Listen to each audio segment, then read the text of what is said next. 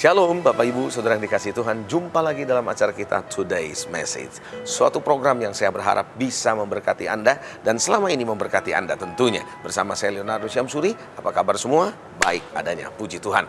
Nah, saya akan membahas satu topik pada hari ini. Bagaimana kita menjadi orang Kristen yang terkini, relevan, kira-kira begitu. Nah, saudara, kata relevan menjadi sebuah kata yang banyak orang sukai.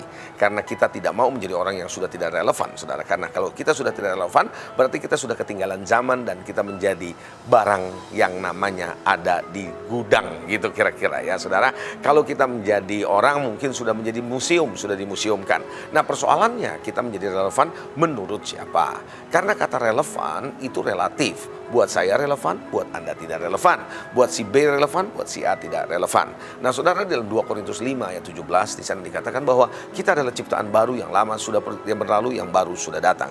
Berarti Tuhan selalu membawa kita di dalam pembaharuan demi pembaharuan. Karena Allah kita bukanlah Allah yang bergerak di masa yang lalu terus, tapi Dia terus bergerak ke depan.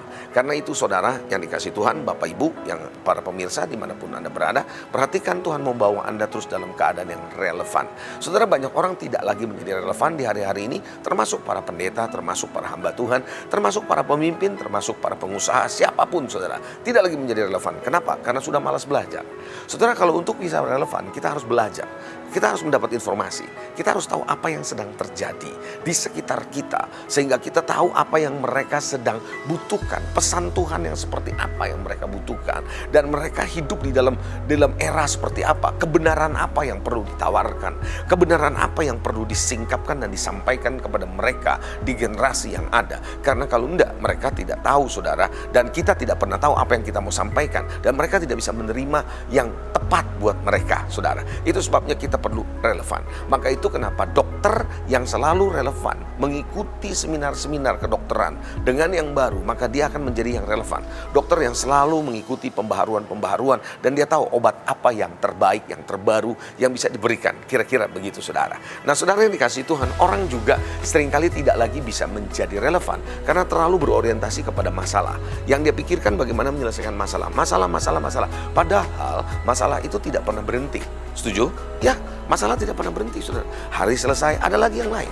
Nah, sering kali kita lupa bahwa kita harus melihat dari gambar yang jauh lebih besar, yang lebih gede dari rencana Tuhan buat kita pribadi, buat komunitas, dan buat bangsa tentunya. Sehingga kita menjadi orang yang relevan. Anda siap menjadi orang yang relevan? Haleluya, puji nama Tuhan. Nah, saya mau ajak saudara bagaimana tipsnya untuk bisa menjadi orang yang relevan. Orang yang relevan bukanlah orang yang suka dengan hal-hal yang baru, hal-hal yang modern, hal-hal yang canggih. Walaupun itu sah-sah saja, silakan saja, saudara. Anda belajar yang baru, tapi Anda tidak dalam kegerakan Tuhan. Saya rasa kita ketinggalan sama Tuhan. Karena Tuhan itu bergerak terus dari waktu ke waktu. Makanya kalau Anda tahu dalam sejarah gereja, mereka yang menentang kegerakan yang ada, yang baru, adalah mereka yang pernah ada dalam kegerakan yang lama. Tapi mereka tidak mau mengikuti kegerakan Tuhan. Menurut saya, yang namanya relevan adalah ketika kita ikutin kegerakan Tuhan.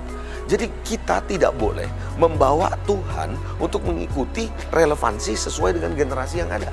Tapi sebaliknya, kita harus membawa generasi ini untuk relevan dengan Tuhan. Pesan Tuhan yang apa yang mereka harus dengar untuk generasi sekarang. Generasi dulu mungkin mendengar sebuah kebenaran di masa itu. Tapi kebenaran yang sekarang, masa kini, present day truth, kebenaran sekarang perlu disingkapkan. Nah, itulah yang membuat generasi menjadi relevan. Kalau kita hanya mengikuti relevansi karena teknologi yang sedang berkembang, karena tren yang sedang berkembang, karena model yang sedang berkembang, karena sebuah gaya yang sedang berkembang, lalu kita ikutin, bukan berarti kita relevan. Tapi kita relevan ketika kita mengikuti kegerakan Tuhan. Ya, perhatikan baik-baik. Ini penting, saudara. Jadi saya berharap kita mesti punya tips untuk ikutin kegerakan Tuhan. Anda siap ikutin kegerakan Tuhan? Karena itu, saudara, mulailah ikut melayani Tuhan. Karena Anda kalau melayani Tuhan, maka Anda akan tahu di mana kegerakan Tuhan sedang berada, di mana Tuhan sedang bergerak, dan mengajak saudara untuk melihat kebenaran yang sedang Tuhan singkapkan di hari-hari terakhir.